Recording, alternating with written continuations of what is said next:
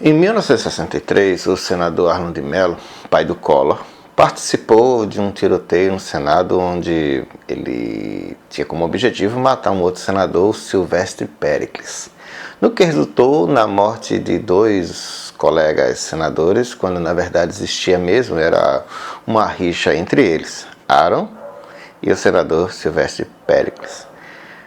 Ambos foram presos por um curto período de tempo e julgados e inocentados. Mas, falando em prisão de senadores, Delcídio do Amaral foi preso após uma gravação ambiental efetuada pelo filho de Nestor Severo, Bernardo. Mas quem é Delcídio? Delcídio do Amaral já foi diretor da Petrobras por indicação de FHC, tendo no passado uma possível vinculação com o PSDB. Discute-se até se ele foi filiado ou não a esse mesmo PSDB. E é certo que sempre esteve relacionado aos meios de produção de energia. Aliás, consta que ele defendia a privatização do pré-sal com seu amigo José Serra.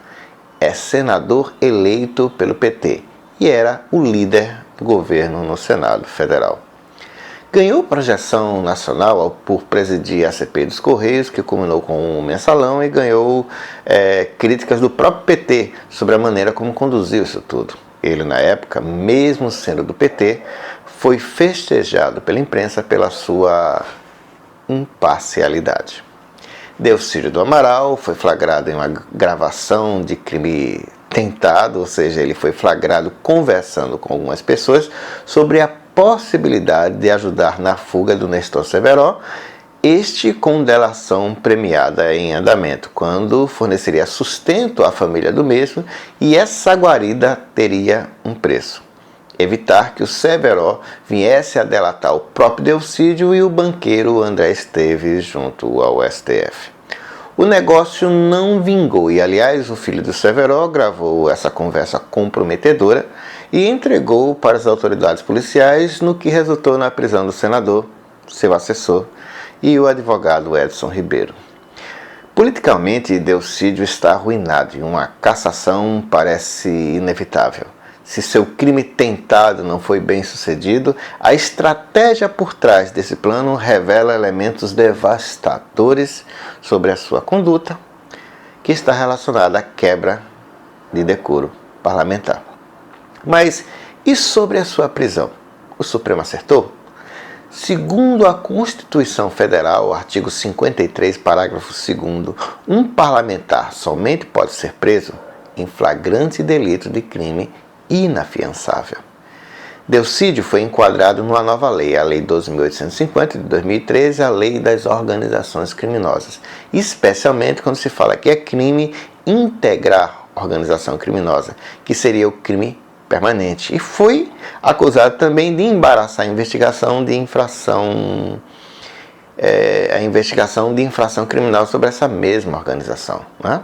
O Supremo afirma que, apesar da gravação ter sido feita no início do mês de novembro, por se configurar em crime permanente, ele, Delcídio e os demais se mantinham na condição de flagrante delito e poderia ter sua prisão preventiva decretada. Isso tudo com base jurisprudencial, um habeas corpus citado na decisão, né, do Teori, o 112.454, com relatoria da ministra Rosa Weber. Vamos entender algumas classificações básicas de uma forma rasa, sem entrar em grandes discussões teóricas. O crime. Qualquer crime pode ser tentado ou consumado. É tentado quando não se atinge os objetivos por motivos alheios à vontade do agente, e é consumado quando ele efetivamente ocorre, ou seja, quando existe nele todos os elementos de configuração penal. O crime tentado tem pena menor do que o crime consumado, que varia de 1 a 2/3 da pena a menor, né? Ora, por esse delito específico, Delcídio vai responder por crime tentado ou consumado. Existem outros elementos que transformam essa tentativa em algo permanente? Essa tentativa que não deu certo é crime permanente e inafiançável que justifica a sua prisão? A gravação ambiental tem validade jurídica, mas é preciso compreender a extensão das declarações ali mencionadas na bendita gravação. Ali se evidenciaram as intenções criminosas de Delcídio e fofocas de bastidores, e me causa estranheza o Supremo considerar aquilo como crime permanente. Diferente do que a imprensa vem dizendo, Theori não decretou, presta bem atenção nisso, Theori Havasky não decretou a prisão preventiva por um simples motivo. A prisão preventiva é impossível para um parlamentar. Pelo menos a prisão do Delcídio, né? Aí é onde está o monstrinho criado pelo Supremo para justificar a prisão do Delcídio. Vamos entender isso melhor, e você que é da área jurídica vai ajudar nessa compreensão. Espero seus comentários aí embaixo. O Procurador-Geral da República pediu a prisão preventiva de Delcídio. Theori Havasky, corrigindo a asneira do Procurador-Geral da República, decretou a prisão cautelar. Repito, cautelar, sem falar em preventiva. Daí cabe explicar.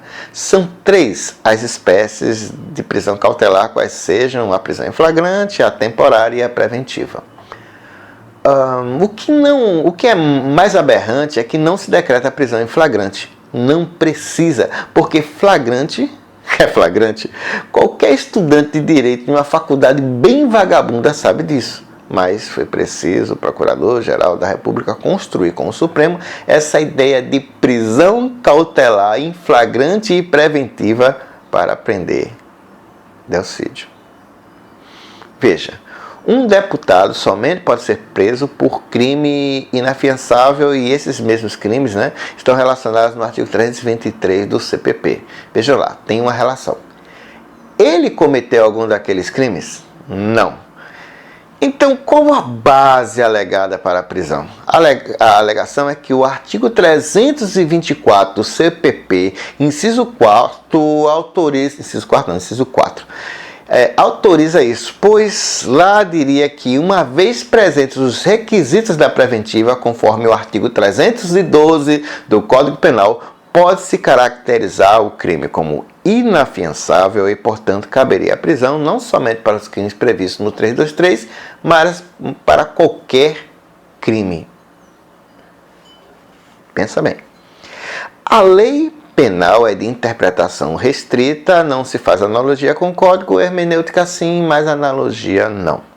O artigo 324, inciso 4, na opinião desse humilde vlogueiro, se aplica apenas aos casos de prisão preventiva.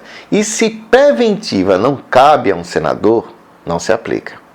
Qualquer outra coisa que se tente fazer é aventura jurídica. O STF acha que não, que pode enquadrar a conduta no 324, e eu discordo veementemente disso. E me condenem por eu pensar assim. Com a devida vênia e respeito ao Supremo, acho que alguns ministros precisam voltar para o primeiro período de direito. Não estou defendendo o sem vergonha, o safado do Delcídio, mas a ordem constitucional, o respeito às instituições e o respeito à lei. Daí,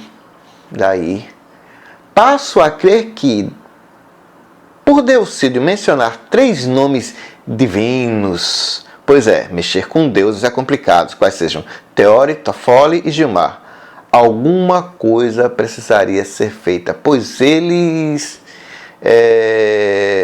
são do Supremo Tribunal Federal, e isso poderia manchar a imagem do Supremo.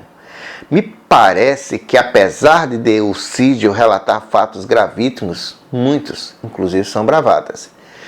E se não forem bravatas, que se decrete imediatamente a prisão dos ministros Gilmar Mendes, Dias Toffoli e o próprio Havasky, citados na mesma gravação.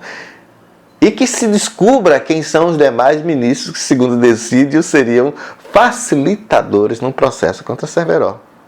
Ou não foi um blefe? Se isso foi um blefe, o que garante que qualquer das proposições do Delcídio eram verdadeiras ou até mesmo falsas?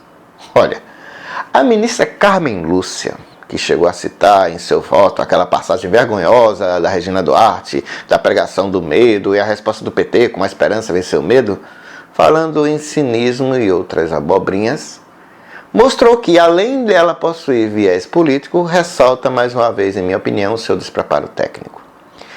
E não é a primeira vez que ela que ela erra, pois a referenciada ministra, junto com alguns de seus pares, passaram uma vergonha nacional e internacional por fazer menção à teoria do domínio do fato para aprender o Odisseu, sem entender, ficou evidente, sem entender a teoria da maneira adequada, e eles, alguns ministros do STF, foram criticados por juristas, e vou usar aqui a falácia do escocês. Esses juristas que criticaram, né, eram juristas de verdade. E, inclusive, alguns eram seguidores do Roxy e criticaram essa lambança feita na época, não pela prisão do Odisseu, que mais do que nunca se configura, se caracteriza os atos ilícitos praticados por ele. Mas não venham invocar teorias que não tem nada a ver com a história. E repito, me causa estranheza esse tipo de decisão, essa conceituação de crime permanente criada pelo STF, por mais justa que pareça, por mais interesse social que tenha, pois para mim ela é tecnicamente incorreta. Tenho quase certeza de que Delcídio será cassado e que será condenado judicialmente, mas acho, diante do que até agora foi exposto, pelo menos baseado nas gravações apresentadas, identificam uma tentativa mal sucedida de crime que se esgotou no seu insucesso. Essa participação em organização criminosa precisa ser provada para prender um senador, e é perceptível que existe muita lorota dita pelo Delcídio. Aliás, uma outra dúvida. O que se tem de objetivo contra o banqueiro André Esteves, além das declarações de Delcídio, para se prender o cara? O destino dele está encaminhado, mas prender o cara apenas porque alguém citou o nome dele? E os ministros do STF? Penso que mudaram o significado da prisão preventiva. Eu desaprendi tudo e me considero incompetente em matéria de direito. Ou isso, ou o direito à liberdade está sendo revogado porque autoridades hoje em dia têm medo de ser relacionadas à proteção à impunidade. Aliás, muitos teriam também rabo preso, só que eu não sei quem são. Eu defendo as investigações, que se apure responsabilidades e se puna criminosos, mas minha única preocupação é que isso tudo está gerando uma desordem institucional. Muitos de vocês diriam que o Brasil está sendo passado a limpo. Eu diria que está se defendendo de forma aberta uma seletividade incriminatória, uma necessidade urgente de retomar a presidência da República. É o escárnio, o cinismo, o oportunismo e o viés político dos integrantes de nossas instituições que estão minando a paciência do povo brasileiro. Penso que se é para cair, que caiam todos. Lula, Dilma, Aécio, Cássio, Moro, Gilmar, Barbosa, Renan, Cunha, Caiado, Jean, Bolsonaro, todos. Por quê? Qual deles que você que está me assistindo agora se jogariam na fogueira? Por qual deles? Qual político ou instituição merece a sua inteira confiança? Destruindo o PT, salvaremos o Brasil? O PSDB precisa ir junto? O PSDB é a salvação? O PMDB tem a alternativa ou contribui para o caos? O PSOL é o último guardião da moral, ou é o PT ou é um PT em seu nascedouro? Marina é a salvação ou é uma vendida? Vai dar bilhão com Ciro? O que você acha? Que tal uma nova queda da Bastilha? Cortarmos algumas cabeças, perseguirmos algumas pessoas e matarmos Robespierre de novo para se alcançar a paz? E quem seria esse Robespierre? Dilma? Aécio? Todos se entreolham, desconfiam uns dos outros e no final das contas, hoje em dia, todos são culpados, até que se prove o contrário. Inclusive você. No mais, valeu!